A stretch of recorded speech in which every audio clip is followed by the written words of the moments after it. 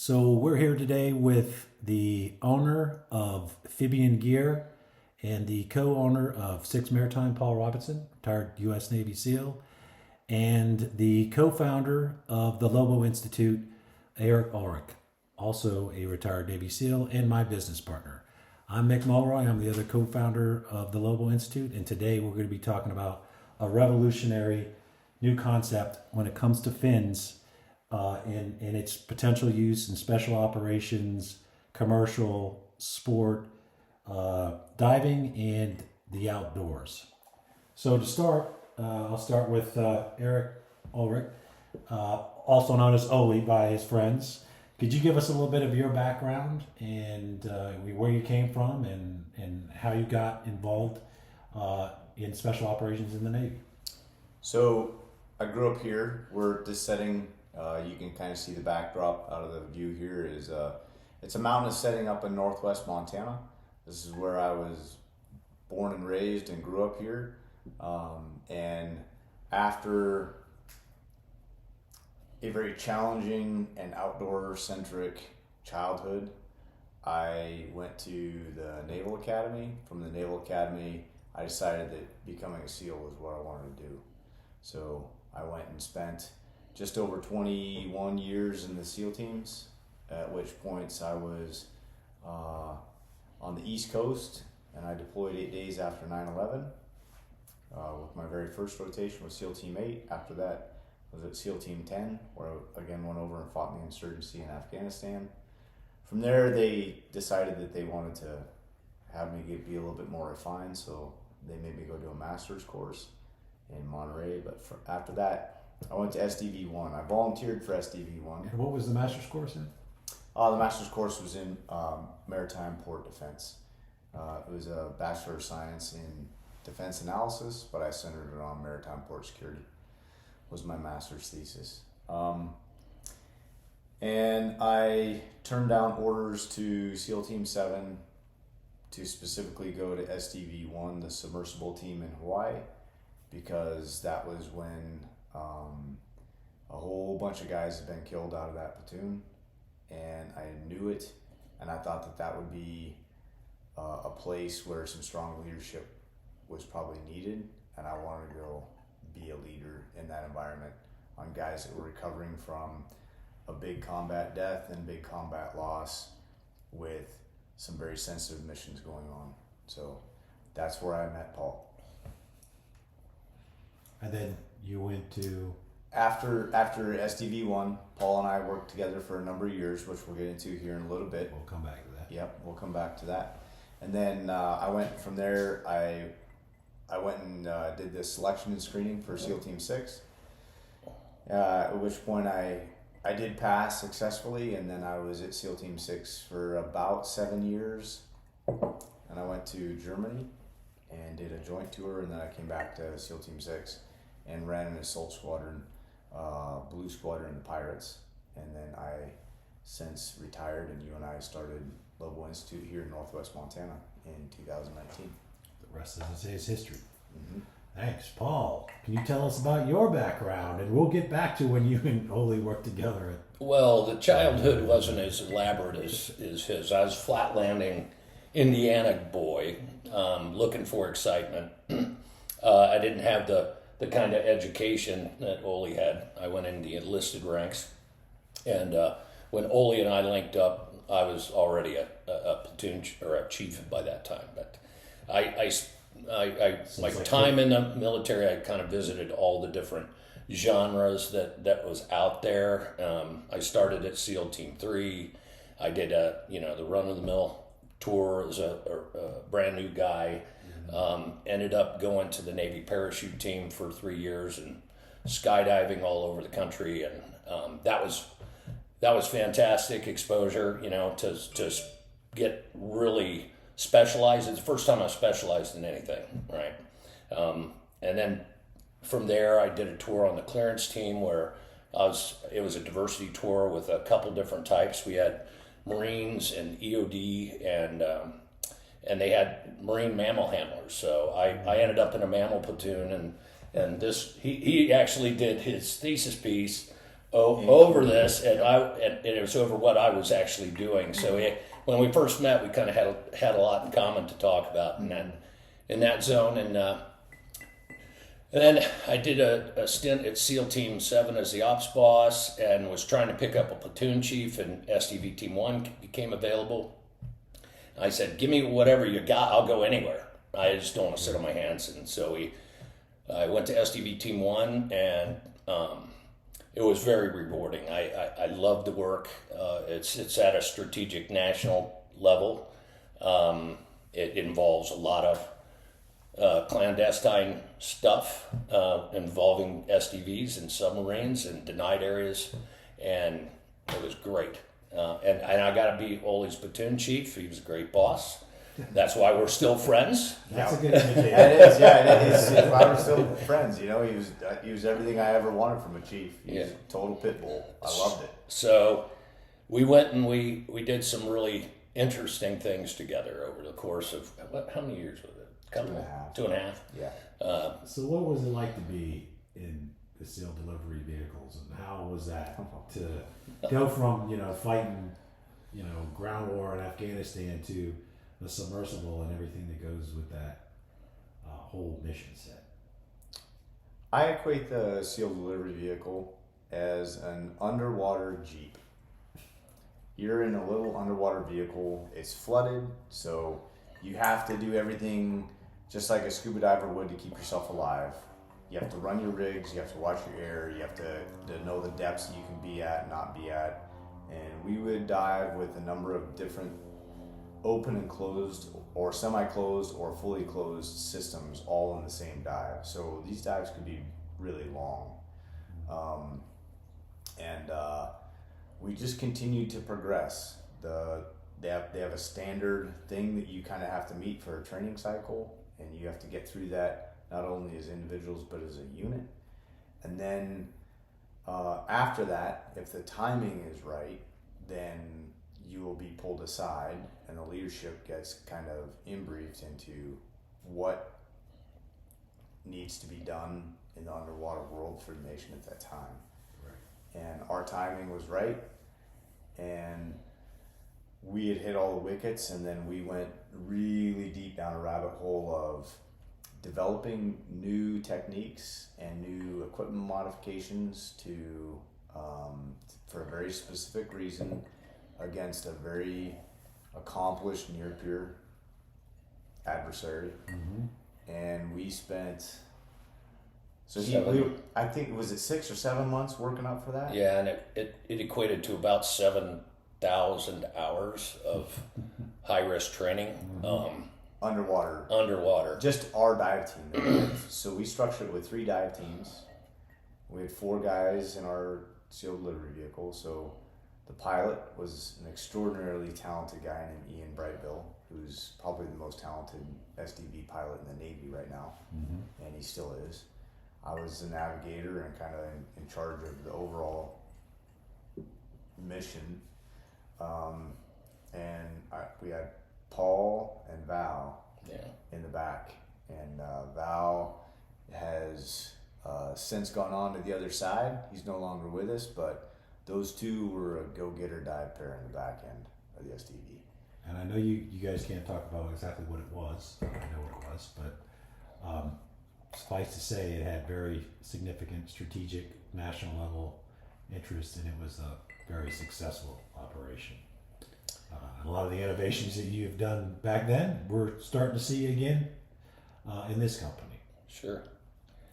So, Paul, can you explain a little bit about both 6 Maritime and then how you started Phibian Gear and all of that? So 6 Maritime was the prime company that I founded when I retired in 2013, and I focused on maritime security.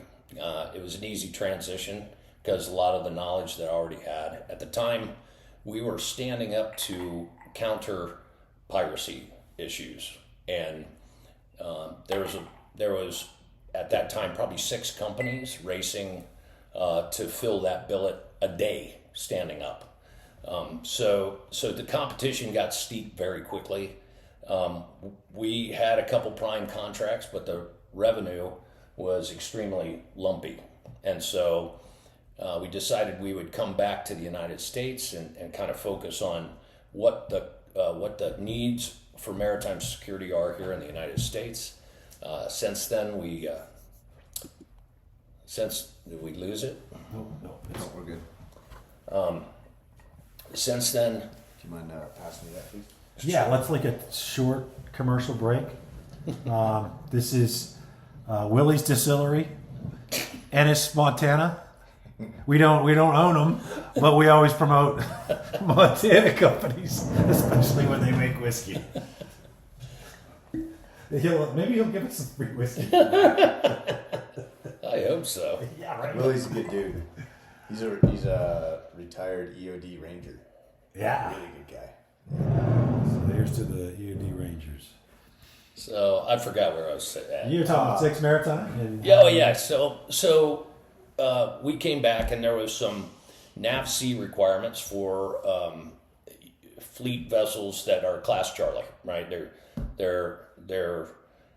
They couldn't be in port unguarded, and when you go to a ship repair facility, they had to have waterborne security, and so we had the core competencies to be able to do this. Since that time, we worked for BAE Systems, NASCO General Dynamics, Austal Shipyard now, and we also carry the East Coast BAE Systems. So currently we have a fleet of about 27 vessels between the two coasts, and have grown the company from kind of a 10-man operation all the way to now we have 150 full-time W2 deck plate guys and about 11 staff members, and a handful of vetted contractors that we use regularly. The contractor base goes deeper because we've ventured off into portfolio diversifications of different types of training. Hence the partnership with Lobo Institute doing winter warfare and things like that. So that's kind of it in a nutshell. It was a grind for the first 5 years. I thought I was going to die there a couple times and lose my house, but after the engines were running, we've just continued to ramp up and double in size about once every year. Wow. So Eric, we're sitting at Lobo Institute headquarters. Can you give us a little bit about? I know it's a long saga, but can you give us a little bit about Lobo Institute? Lobo Institute started in the rainforest in Kenya, and Mick and we were both working there, trying to get the intelligence community and the soft community back into Somalia to deal with the Al Qaeda problem and the threats that were emanating out of Somalia from terrorists. So I was in charge of the soft element. Mick was in charge of the agency element, the paramilitary side of it, and we just started running together all the time because our two shops didn't work well. And over the trails, we figured out how to get our shops to more align.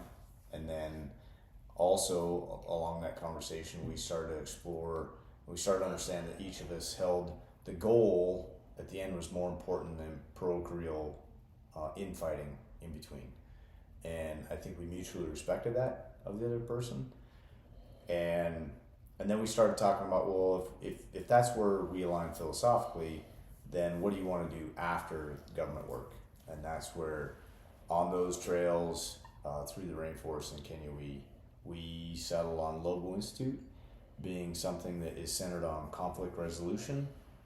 And within the realm of conflict resolution, Lobo lives. So we advise key allies and partners. We consult with key entities like the United Nations. We help contribute to news and accurate news within ABC News. And then we teach. And in that teaching, we also teach some key allies. But like this week, we're also teaching SEALs within the SEAL community on winter mobility stuff. and that's what we do jointly with Six Maritime. So between the two companies, we bring units here to Northwest Montana. We put them through a 2-week winter mobility movement tactical course, and we make them better operators so that they can more efficiently do their job, which helps the conflict resolution.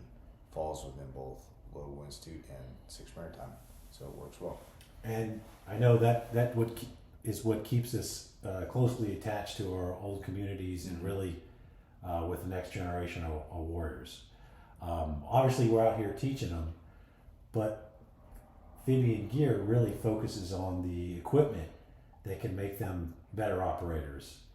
Can you tell us a bit more about Phibian, and then the star of this evening, the fin that we're going to talk about? Yeah, sure.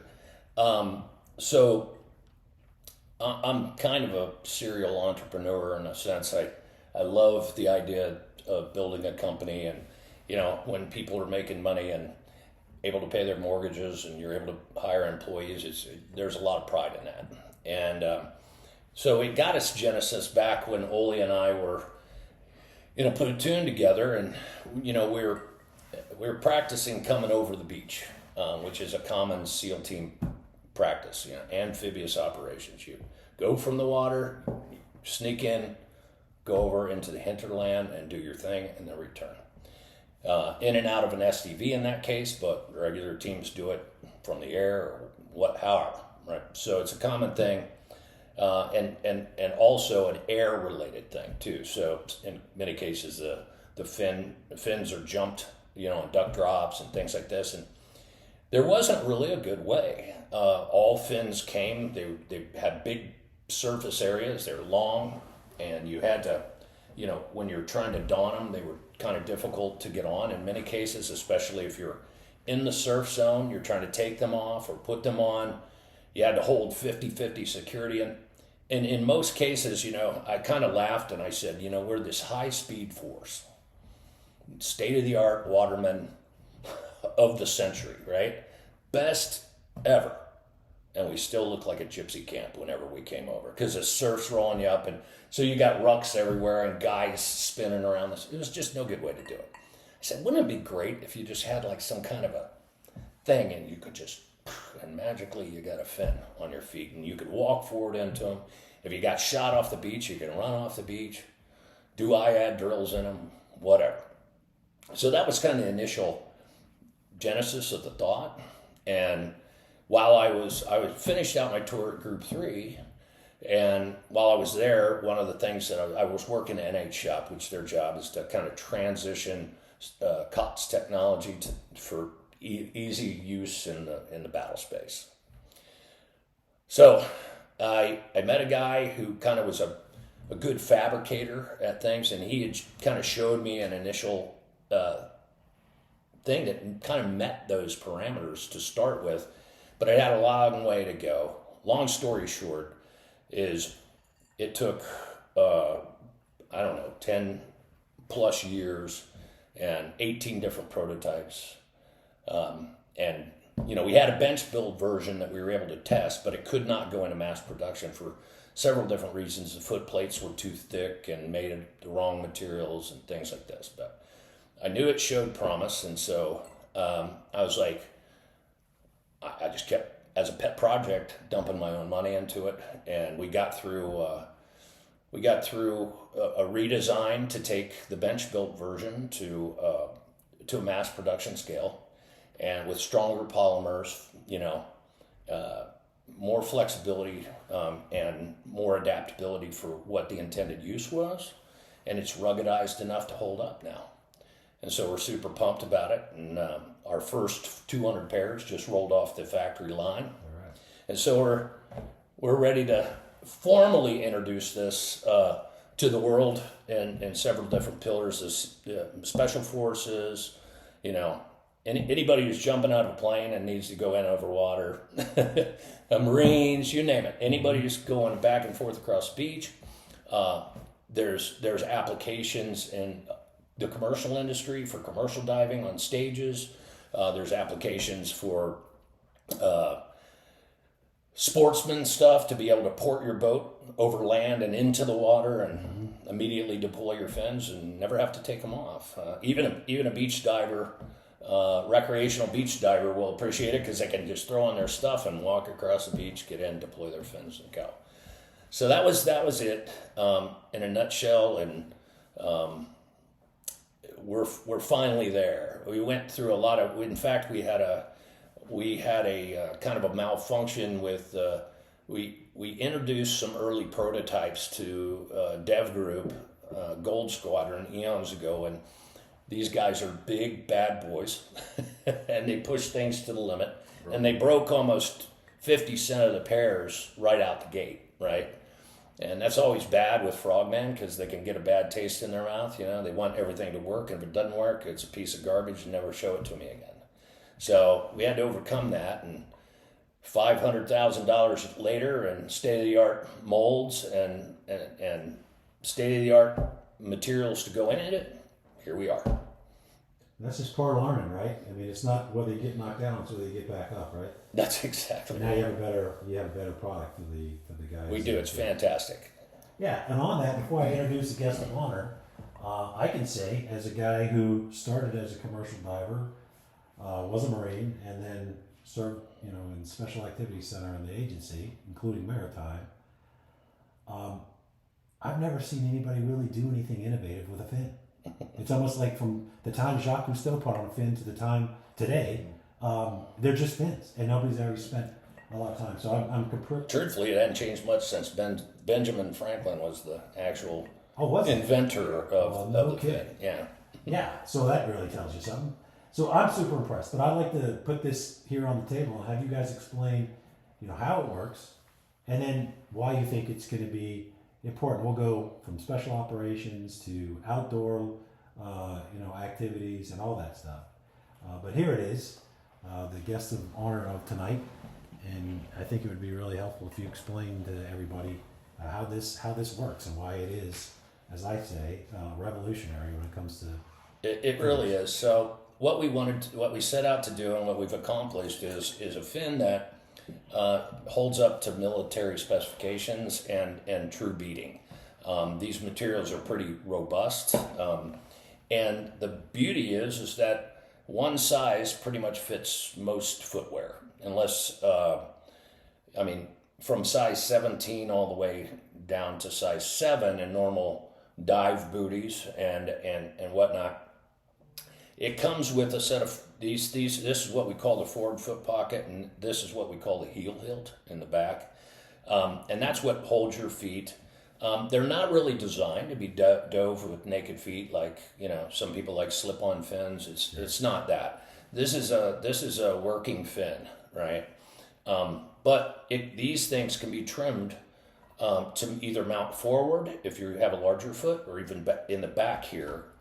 There's like an insert there, so it can be adjusted forward back. We have on our website how to set the fins up so that you can just walk through the steps. It's pretty rudimentary, but the idea also here is with this lanyard, we call this the lanyard, and it does cut several things. One is we wanted everything like no line traps, so any grass, any lines or anything would carry over. This is also the reason that the buckles face this direction, so everything peels off your heel with the laminar flow, and nothing's going to get snagged.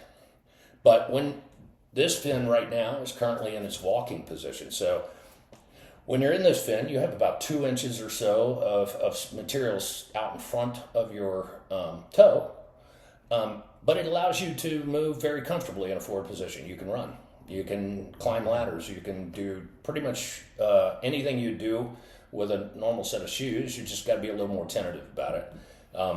But we designed this so that your cold hand, single hand release. So when you pull this, that releases this cam. And when that cam pops up like this, it drops this little puck down on the bottom, about 1/8 of an inch. And what that allows this thing to do is now the heel is pinned in a trackway that's on this thing called a foot plate. And it just telescopes forward like so. Then it turns into a full-length fin, and you just step on it with your heel, and now you've got it locked. There's a couple different ways to deploy it. You can drag your heel in the sand. That's what we've got these little cleats on the back to do with. But you can also just do it with your hand. If you flip it and you do start kicking, it eventually usually works its way out. Now you have to reach down and lock it. Right. The other unique factor is that I can take this and lock it in different positions. So I can have a long kind of dive style fin, or I can have a short stubby surf fin that pushes more weight. Real versatile there. Packability is fantastic. Really small profile there. You can jump them out in free fall. They're stable in free fall, and they've got tons of applications across the board. These side rails we've made overmolded those out of a material that's it grips actually more when it's wet, believe it or not. Because our early prototypes, we discovered, walking on something, if it was made out of the same material, you're concerned about slip and fall. Right? You got all this gear on and stuff, you don't want to eat it.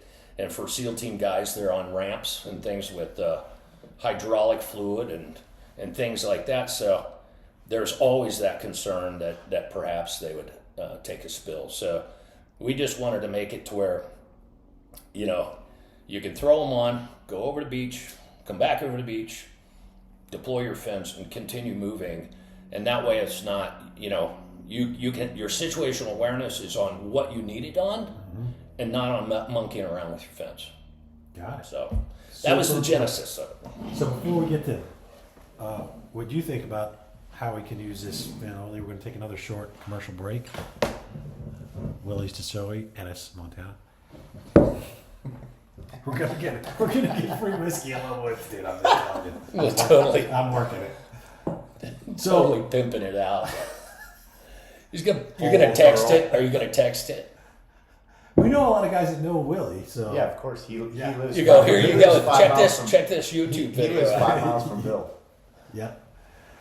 Hysterical. So with all your experience, Ollie, in both the direct maritime environment and in both special operations and growing up here in Montana, fishing, you're obviously an outdoorsman and you know a lot of those individuals and what they need. Can you explain why you think this fin is revolutionary and how it can be used by both groups, special operations and the outdoorsman? Okay. Paul brought the fin. Paul had always kind of kept me updated along the way, but he was retired. I was still in. I didn't have a lot of time. Right when I was getting out of the Navy, Paul said, "Hey, I think we're about there."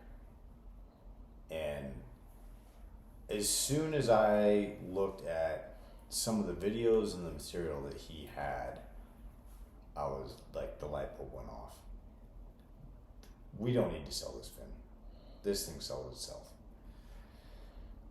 But I wanted, from the special operations community, I wanted to make sure that if I was going to put my personal reputation behind this fin, that it would meet the needs of the special operations community.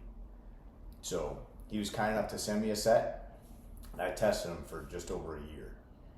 And we found that specifically this here was not the right material in the current version that we had, and it had to be swapped out. That you would be unstable on a ramp doing air operations with hydraulic fluid on it. Sure. I feel confident now with these that you actually have enough grip and they're tactile enough. Mm-hmm. Skydiving this fin compared to skydiving the fins that I always used, significantly different. This will fly in the air with the drag the same that your foot will. So just like a boot. Just like a boot. And then when you're under canopy, you can either just put both toggles up on the Velcro or put them in one hand and deploy your fins with the simple pull, slide, lock. That is huge. Absolutely. Now you are easily transitioning from the air to the water in a way that you still have your fins. I can't tell you how many times I've blown fins off my feet, and I've had one fin going into the water on a night combat equipment drop. It's not that fun going into the water in 4-foot sea state with one fin on your foot at night. It sucks. So I saw a lot of advantages. I took these fins and I tried them in all sorts of different environments here in Montana and in Mexico. We ran into one thing, which was some binding between the blades as they were deploying. And actually what we found out was we found a manufacturing defect in the cam release, which is fine because it's been corrected. But to me, that meant that now I have 100% confidence that when a force goes over a beach in Somalia or Libya or you name it, the Crimea Peninsula, and they are going to get shot off that beach and they need to go from land to water and beat feet and get out now, that they will have something on their feet that they can transition from one to the other. And if I didn't feel that way, and if I hadn't tested it personally with 20 years plus of frogman experience, I wouldn't be behind the product, but I am. And I feel like it has a lot of versatility and it does a lot of risk reduction and it gains you a lot of efficiencies for the special operations community. Now let's talk battlefield to backcountry. So that's kind of the battlefield aspect of it. Now let's go to backcountry. I'm an outdoorsman. I live in the outdoors. I was raised in the outdoors. That's my passion now. I'm no longer a frogman. I am always out in the outdoors every season of the year. I like to fly fish. I take my kids fly fishing. I take my friends fly fishing. I go fly fishing all the time. I instantly saw something that would be of value to the civilian community. And I've tried to walk into the water forwards holding up your float tube with all your flat fish and stuff and all semi-tripping. All those rocks are always covered with moss. They're always covered with algae.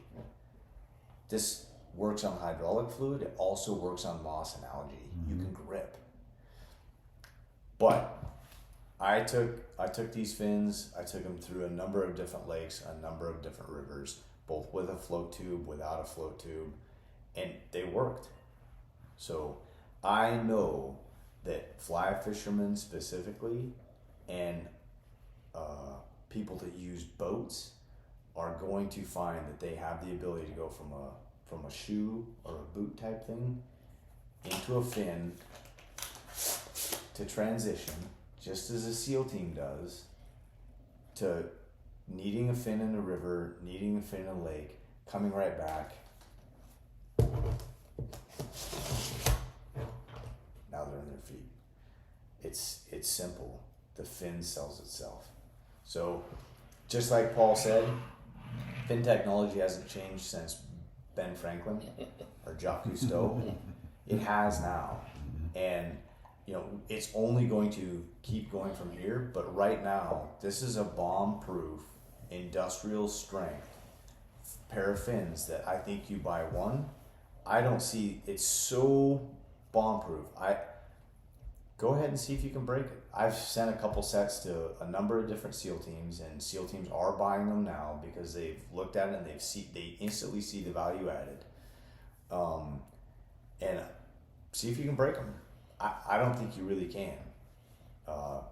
Doing anything that's even quasi-normal even within the spec ops community. So we'll see, but yeah, I stand behind the product. I think it's there.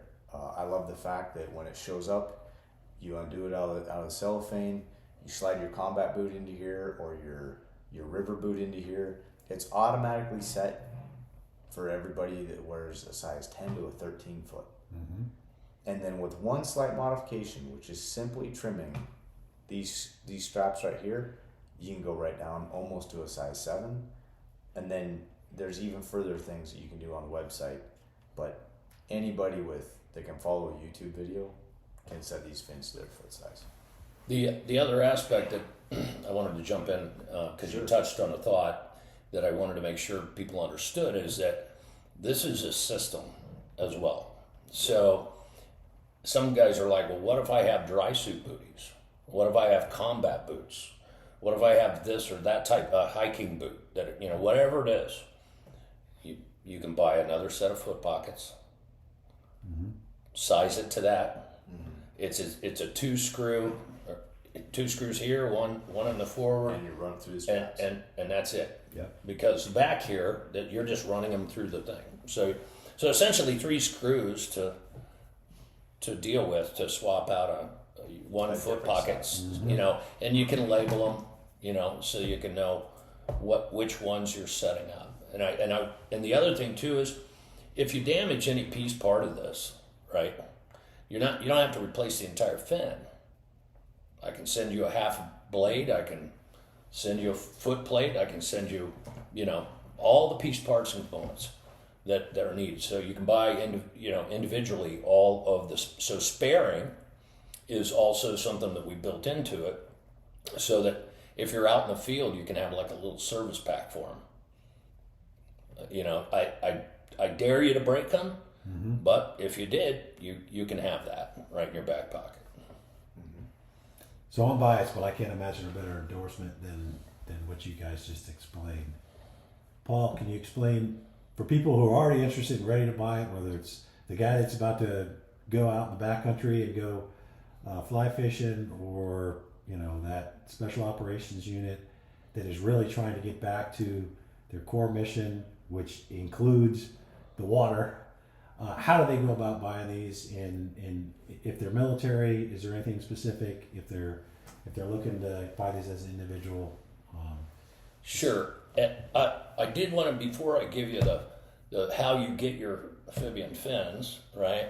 I did want to touch on a couple other key market areas that we think that people are going to really benefit. Search and rescue, doing river type operations where they're having to enter the water and come out of the water routinely during a surge. You know, commercial diving, being on a stage. A lot of times commercial divers are standing on the bottom and they don't have fins on because they get in the way of walking. That's right. Right? But they also, because of that, they don't really have the ability to rescue themselves either. Right. They're kind of very reliant on that air source, right? And what they're doing. So those are some quick ones. We've identified a lot of different applications. We could belabor over it, but I wanted to make sure we touched on those. If anybody is interested in wanting to get the Phibian fin, they just need to go to Phibiangear.com, and there's the ability to purchase. Our retail on it is pretty pricey because this is, like I said, this is a one-time only gig, right? You buy it and you're going to use that forever. And we're going to help you service it. Sure. Right? That said, we do have discounting for people who are interested in repping our product, etc. And you just kind of go to our contact us form, and my CEO, Jay Atherton, will gladly help structure deals for you to be a distributor or whatever you like. But we're excited about it because it's ready for prime time, and we know that this is just the first iteration. And people ask about the name too, Phibian. Like, how do you get Phibian? It's a spin-off of the obvious for some, right? People are like, Phibian? I was like, I thought it was pretty obvious, but it's amphibian, right? Yeah, of course. Yeah. Right. So, I mean, as a guy who was a commercial diver a long, long time ago, I can say, like, this is one of the things that, I mean, a lot of commercial divers, as you said, don't even use fins, or they have a hard time keeping up with them because they go in and out of the water, they're on the platforms, it's rocking, it's moving, and fins just get in the way. This could, and I have never heard of them using this, so this could really be a big deal for that industry. Well, we took a long time to release these. I mean, this has been going on for better than 10 years. And I had working prototypes and stuff, but I was just never happy because I was like, it doesn't do everything. You know, there's always some little thing, and we finally got there. Took a lot of engineering, right? I was like, those buckles are too weak. You know, when the guy jumps out of a plane, that's going to get any little drag, right? You don't want a strap to break. You don't want it to leave his feet. You want it to be concrete.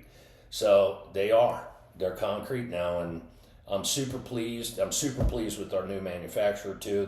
They're turning around in record speed. So they're ready to hit the street, and we plan on releasing all kinds of variants of this as well for recreation and, even maybe even triathlon style, Oh yeah. shoe style ones, because we hold the patent on the technology for them to transform and whatnot. Yeah. And I would just say that I think Phibian, which is short for amphibious, which means from the water to the land and vice versa, is spot on. And whether it's multi-function or whether it's risk reduction, that's what this fin buys you. It buys you the multi-functionality of being able to walk and swim. It buys you the risk reduction of being able to dive and be mobile at the same time. And that's the true value that I've seen in these. I just want to make sure that they were of a high enough quality before I personally endorsed them, but they're there. And I loved Paul as a platoon chief from SDV1. He was always a bulldog.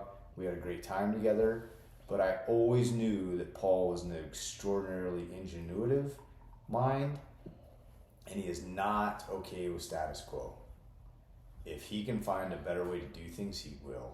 This became a passion project for him. I'm super honored that he would ask me to be involved in it at the end of it, but I feel like the operational perspective and the outdoor perspective has allowed me to help Paul with the final tweaks until this is ready to go, but it is. Yep.